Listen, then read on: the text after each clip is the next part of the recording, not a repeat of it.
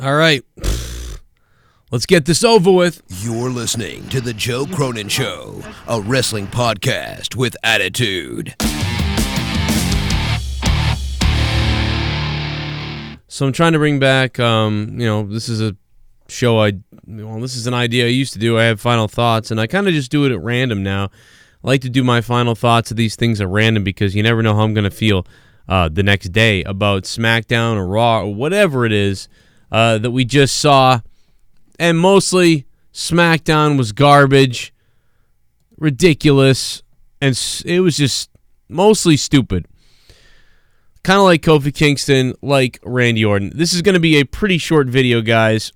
And the Randy Orton and Kofi thing, as I said in the review yesterday, if you weren't able to watch that, that's cool. I get it. Kofi Kingston is on borrowed time. He has been on borrowed time for a long time. I'm glad they're giving somebody like a legitimate run here, but at this point, I'm bored of the whole thing. He just doesn't work to me. Big E Langston would have been somebody in the group who probably could entertain us longer than Kofi, unfortunately. We talked about that in the review the other day a bit, but I just don't think he's working out. He's boring. Vince McMahon apparently tore up the script again, which is like what Vince just keeps doing now. He's tearing it up from the XFL studios somewhere because he wasn't at the show again, which, in the past we've heard Vince sometimes misses SmackDown once in a while, and he's not always there, but apparently not at either show. Tearing up the script. Not as noticeable tonight because they had certain things that they had to do. Like the King of the Ring stuff. There was a pretty good amount of wrestling again tonight, just like last time. So that, we did have that. Randy Orton, Kofi Kingston. Randy Orton did a great job. I don't think Kofi Kingston, and this is too bad, but I can't believe I'm saying this. I don't think Kofi Kingston is rising up and feeling like he's in Randy Orton's class. And to me, these guys like Mustafa Ali and Buddy Murphy and these guys that are just awesome to watch and great cruiserweights and things like that, but they're never going to be the guys. They're never going to be the guys that just, wow, that's why everyone's watching wrestling now.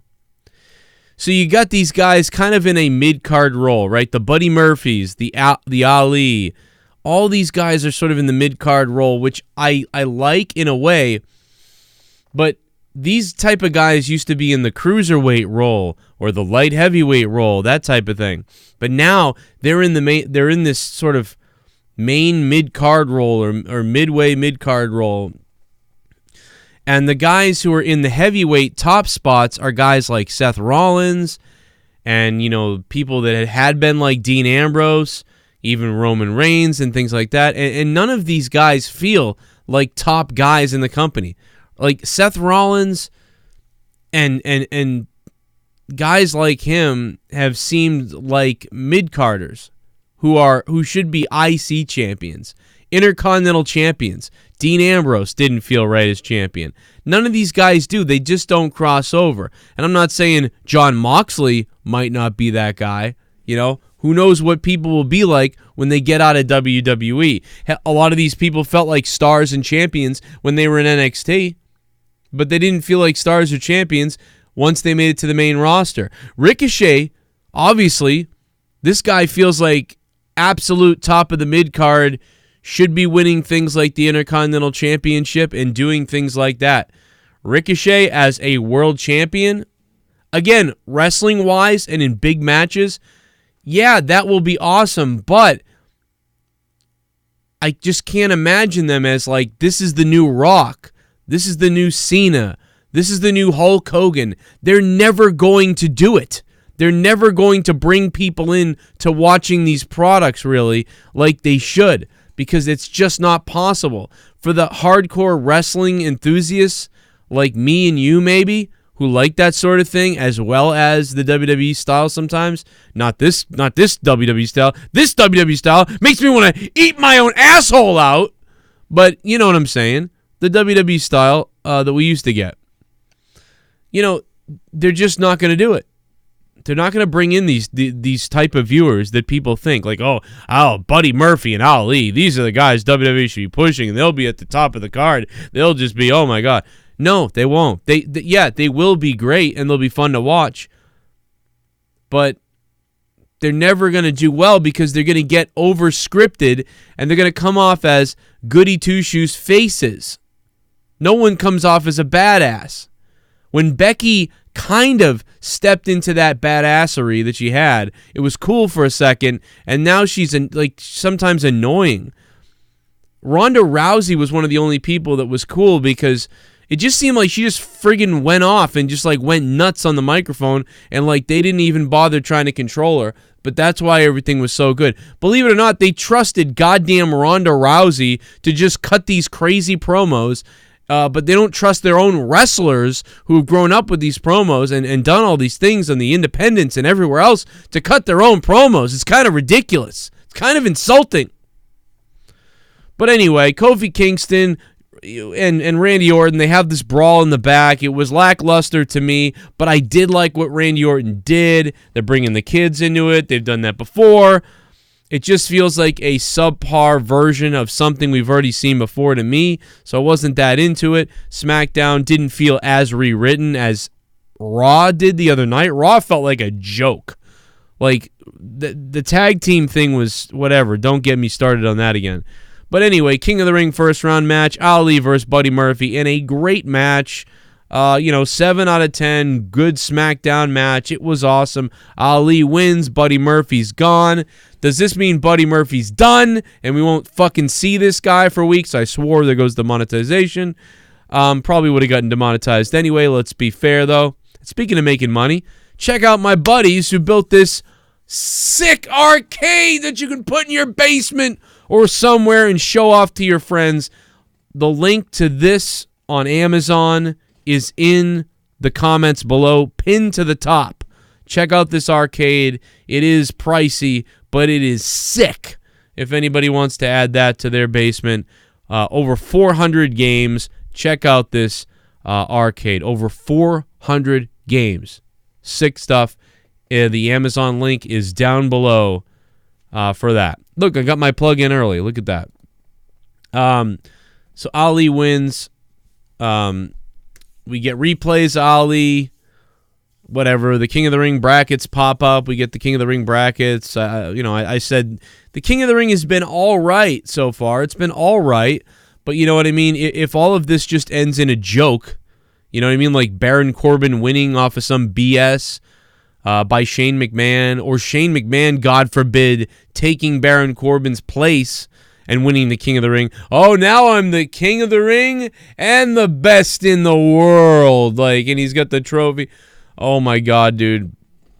I mean, I get it, but wow, like you'll have just thrown all the goodwill out the window. And how Ricochet cannot win this thing.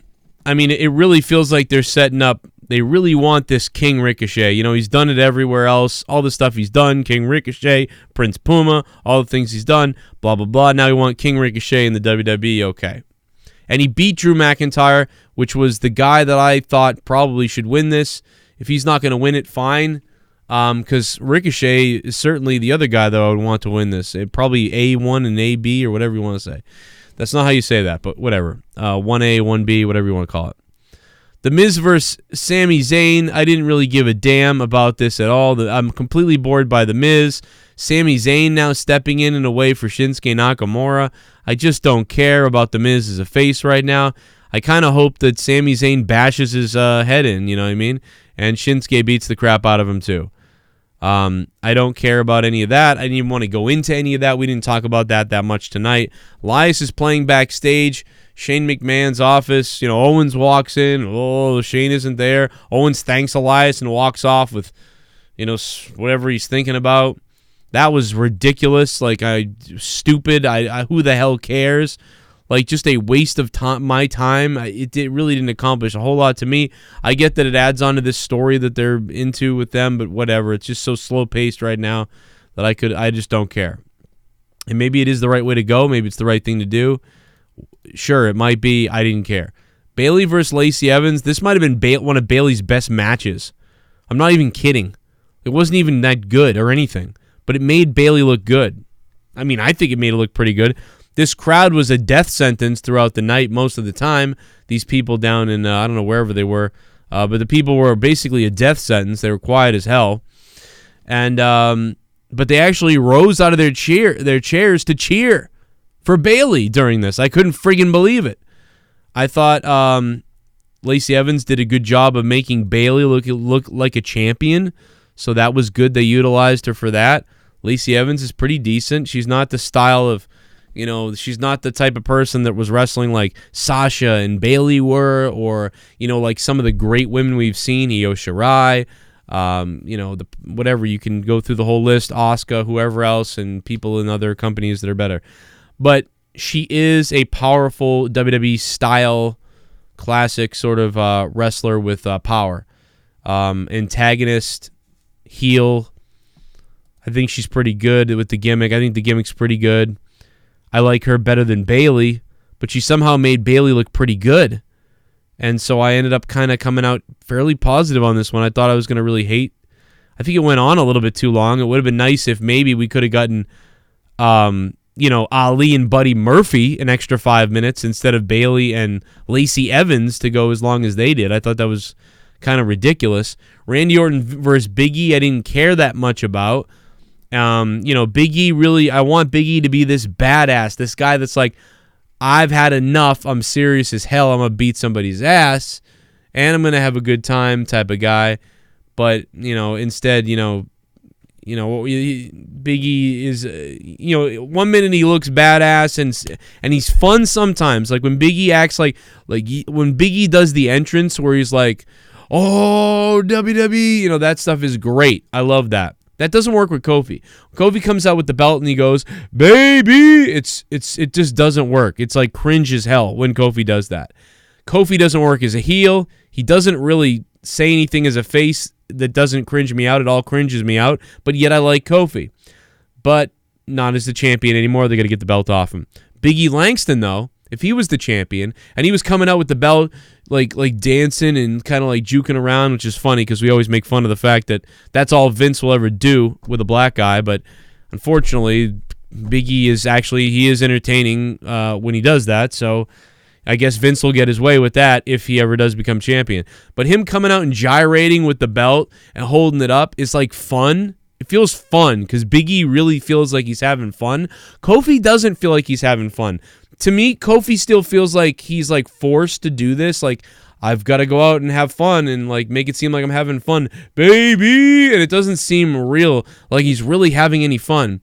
Big E Langston feels like he's really having fun, and also feels like sometimes if you cross him and he gets serious, it's like when your dad would get angry as a kid, or somebody or some guy would get mad around you as a kid and you'd get creeped out like, holy shit, this guy's crazy.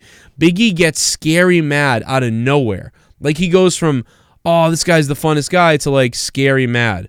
Kofi doesn't scare me a damn bit. Not at all.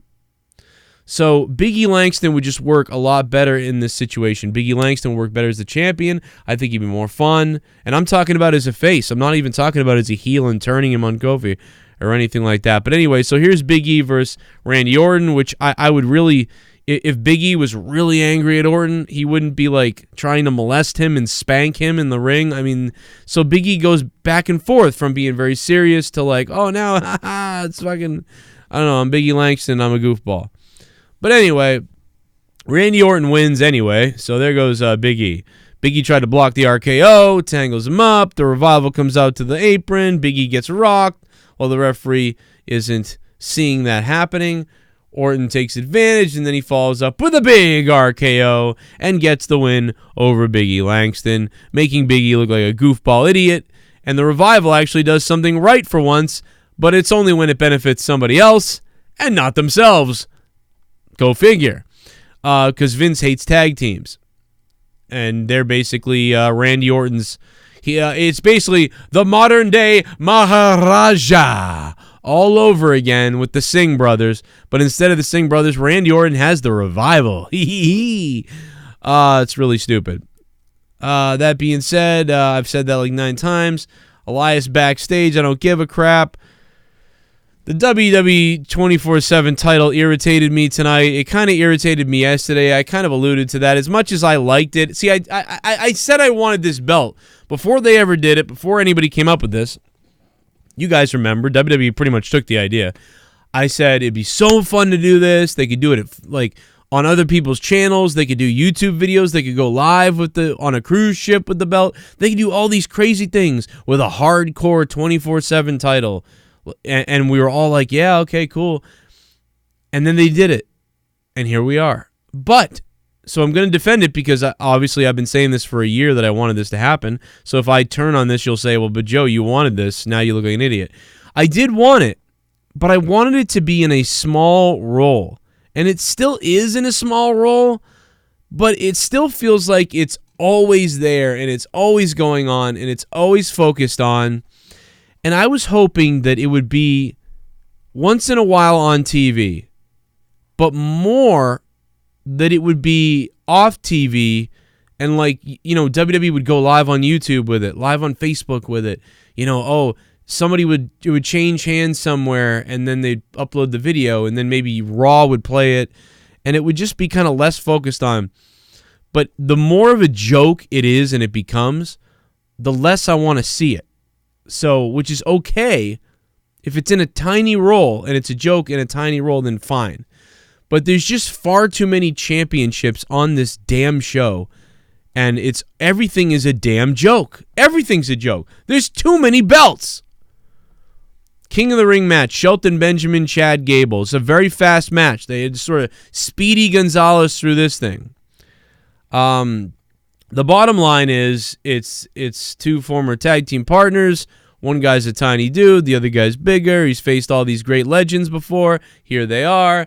You know, Shelton Benjamin looks like he's going to win maybe. And then out of nowhere, it's kind of reversed into a pinning combination by Chad Gable. He gets the victory real quick. Surprise. Shock victory on Shelton Benjamin.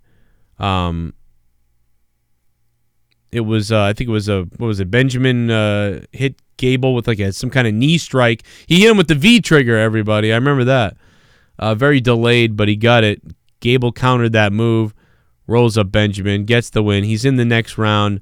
It was a short match, but it had to be short. It had that much time so that they could get to the Daniel Bryan, Roman Reigns situation where please end this. Like, I beg you, WWE, to please end this crap. The Roman Reigns thing is done. This is stupid. It's a joke, and it doesn't seem like we're going to get much of a payoff. If there is some kind of crazy payoff that I'm not expecting, I don't see, or that does happen later on, then fine. Like, I will come here and I will admit to you that I was wrong and this was a crazy idea that, you know, it had to cook a little bit and then it was good. But the whole thing is stupid to me. And at this point, I've had enough. But I will throw out the positive that I do appreciate that they tried to do something and they had a story that went on week to week. Although I think the effort was a bit weak, whatever. Anyway, you guys know from time to time I like to do these final thoughts and put them up there for you so people who didn't see the review can listen. But I also want to tell you guys that I am back on iTunes under the Joe Cronin Show name.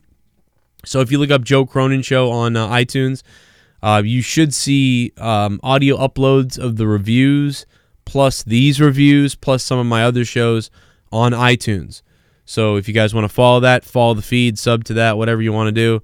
A lot of old episodes are up there, but you know, these episodes will be going up for the time being. So that's back. I'm still working on trying to get my corrupted one back for you guys to be able to see that. So we'll hopefully get there eventually with that. If anybody was wondering what mixer I'm using or what microphone I'm using, and you guys were interested in that, then my information for my mic and my mixer and everything I use is going to be pinned to the bottom comment section of this video, along with a Audible trial. We're back with Audible again. I'd been with Audible for about a year, a couple of years ago, Audible and myself. And, of course, you can get a free trial. You get a free trial via Amazon. I know a lot of you guys use Amazon, so I have my Amazon and Audible link down below. You get one free audiobook. You get like a 14-day trial. There's a whole bunch of different options you guys can choose. But you get one free audiobook. You can download any book, listen to any book you want. Mick Foley's, Chris Jericho has a bunch. There's just so many books out right now, wrestling-wise.